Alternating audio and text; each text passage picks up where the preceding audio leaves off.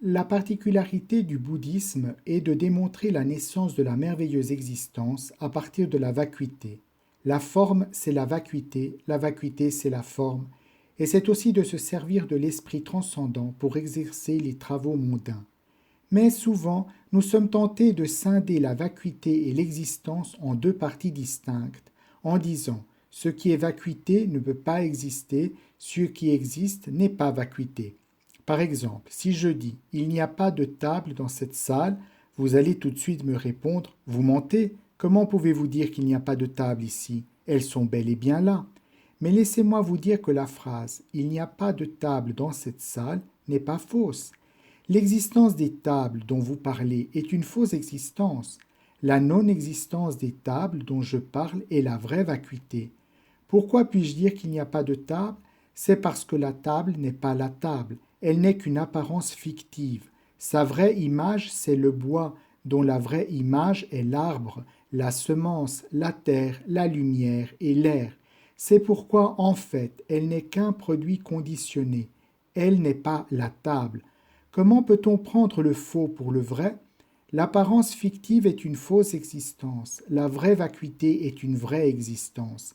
C'est nous qui voulons absolument faire la différence entre vacuité et existence et du même coup nous persuader que ce qui est vacuité n'existe pas et que ce qui existe n'est pas vacuité.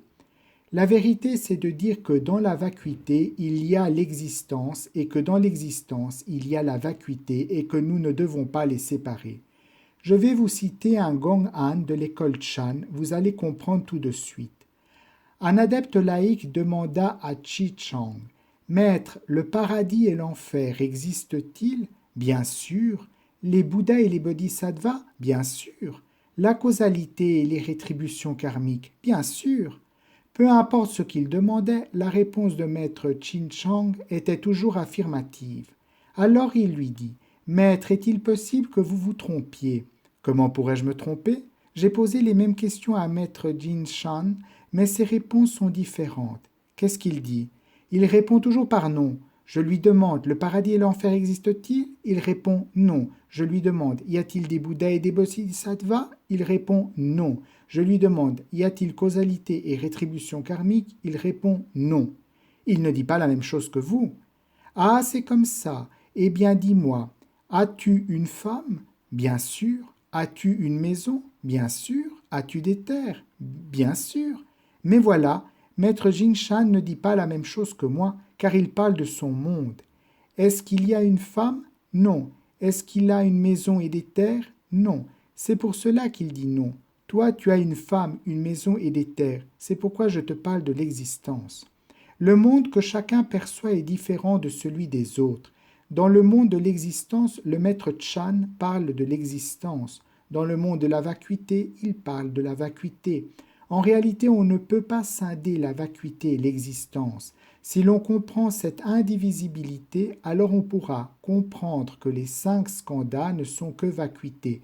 Dès lors, on pourra transcender toute souffrance et infortune, et c'est aussi le non-moi. Pourquoi sommes-nous malheureux? À cause de l'existence du moi. Lao Tse disait « La raison de mes grandes douleurs est l'existence de mon corps. Si je n'avais pas ce corps, quelle douleur pourrais-je ressentir? C'est parce que l'homme possède ce corps du moi qu'il doit souffrir. Donc, sans ce moi, il n'y a plus de souffrance. C'est pourquoi, si l'on comprend la vacuité des 5 skandhas, on pourra transcender toute souffrance et infortune.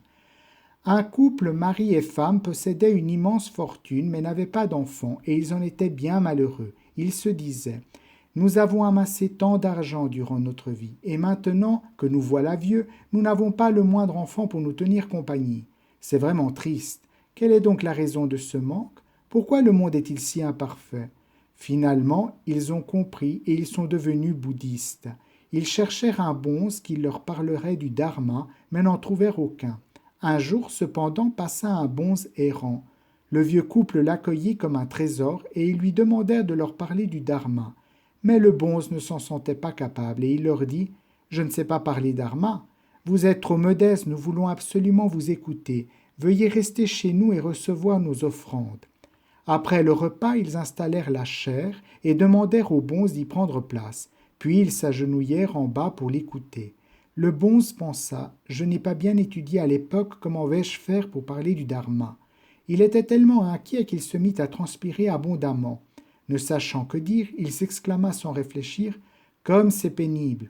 En entendant ces mots, le vieux couple se prosterna. C'est bien vrai, nous sommes très riches, mais nous ne pouvons même pas avoir d'enfants. Ce que vous avez dit est parfaitement juste. Comme c'est pénible, comme c'est pénible.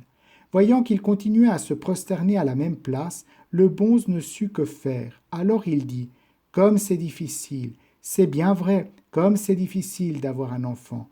Le bonze regarda ce vieux couple qui continuait à se prosterner. Il pensa: tant pis, la meilleure solution est de m'enfuir au plus vite, et il s'éclipsa. Après un long moment, les deux vieux levèrent la tête et ne voyant plus le bonze, ils s'exclamèrent: c'est Bouddha qui est venu aujourd'hui pour nous ramener dans la bonne voie en nous apprenant que la vie est pénible et difficile. Nous devrons dorénavant suivre scrupuleusement ses enseignements.